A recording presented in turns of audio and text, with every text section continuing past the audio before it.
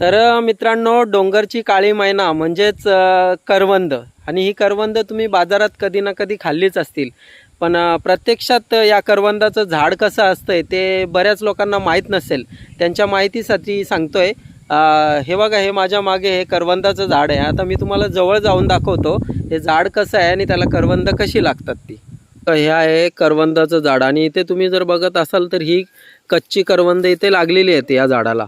हे जरी आपल्याला बाजारात सहजरित्या उपलब्ध होत असेल तरी पण याच्या मागे खूप मेहनत आहे. इथे बघा, हे काटे दिसतात आणि हे करवंद तोडताना आपल्याला काटे टोचू शकतात. आणि ही करवंद जेव्हा बाजारात आपल्याला ज्या आदिवासी स्त्रिया असतात त्या आपल्याला सहजरित्या घेऊन येतात असं वाटत असेल, पण इथे खूप मेहनत आहे आणि हे जंगलातच मिळतंय. आणि इकडे जंगलातून बघा हे घेऊन जातात आणि मग तिकडे आपल्याला ते उपलब्ध होतं. आता तुम्हाला इथे दाखवतो काही पिकलेली सुद्धा करवंद आहेत. हे बघा, हे समोर 2 पिकलेली करवंद आहेत, अजून पण पुढे पण दिसत आहेत तिकडे. तर ही करवंद आपल्याला वर्षातून एकदाच खायला मिळतात आणि त्या ज्या आदिवासी काकी आहेत त्या आपल्याला तिथे बाजारात घेऊन येतात. तर आपल्याला जर खायचे असतील, अतिशय रुचकर असतात, खायला गोड असतात.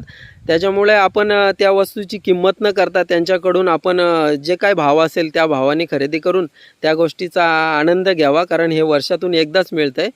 धन्यवाद.